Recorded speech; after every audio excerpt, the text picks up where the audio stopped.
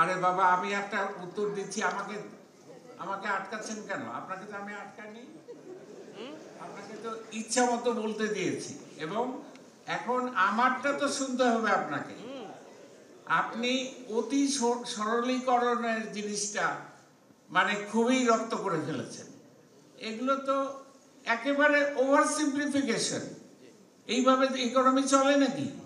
হ্যাঁ, আমরা সব ছোট হয়ে গেল, আমাদের সব শেষ। কোথায়? এগুলো না, আরো একটু পড়ে টরে আসবেন। এইভাবে অতি সরলীকরণ করবেন না, একটু ম্যাচুরিটি নিয়ে আসেন।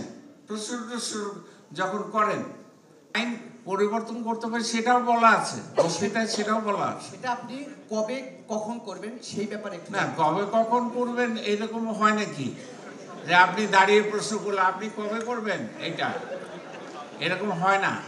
এই আইনটা সংশোধন করতে হবে। হ্যাঁ, বলেছি তো করার জন্য। আচ্ছা, আপনাদের সবাইকে ধন্যবাদ। কিন্তু আমাকে একটা জিনিস বলতেই হবে, এবার লাস্টের প্রশ্নটা এটা ভালো প্রশ্ন ছিল,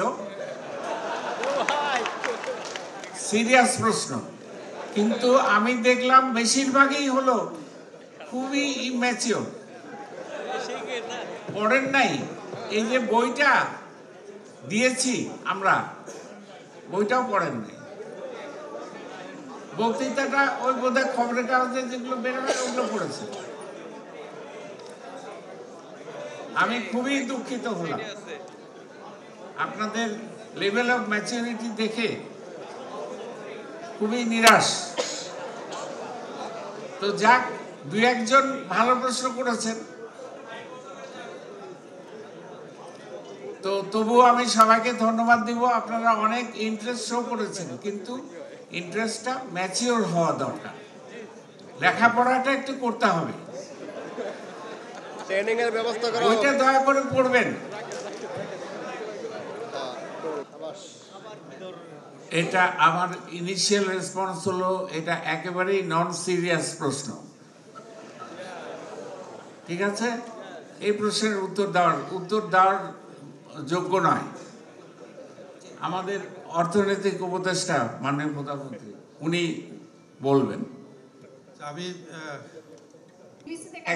একটা একটা করে হোক না, এটা তো নিয়ম নয়, কোথাও এটা করা হয় না। আপনি অপেক্ষা করুন আপনার টার্নের জন্য, এটা শেষ হোক তখন আপনি বলবেন। প্রথম হলো যে এটা একটা চলমান প্রক্রিয়া, সবটাই চলতে থাকে। এটা এরকম করে স্ট্যাটিক কোনো কিছু তো করা হয় না। এবং বিশেষ করে অর্থনীতির ক্ষেত্রে এই প্রক্রিয়া নানা রকম এই ফর্ম গ্রহণ করে। তো কাজেই আজকে যেটা আপনি দেখছেন যে কি বলে তারল্য সংকট, এটা কিন্তু থাকছে না এবং এটা আবার চালু হয়ে যাচ্ছে। তো আমাদের যে বিভিন্ন সময়ে, বিশেষ করে যে অতিমারির সময় এবং তারপরে যখন ইউক্রেন যুদ্ধ, ইউক্রেন রাশিয়ার যুদ্ধ শুরু হয়, তখন এই যে সংকটগুলো ছিল এগুলো কিন্তু কমে এসছে। তা এখন কাজেই আপনি ওই একটা ধরে রেখে ওইটাই শুধু যদি আপনি ইয়ে করেন, কি বলে, রিপিট করেন, তাহলে কিন্তু হবে না।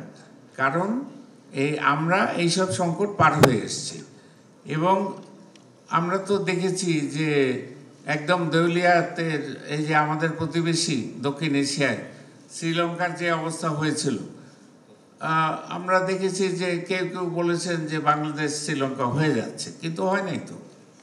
তো কাজেই এটা একটা কন্টিনিউয়াস এবং একটা ডাইনামিক মডেলের মধ্যে আমরা কাজ করছি। তো এই জিনিসটা মাথায় রাখতে হবে।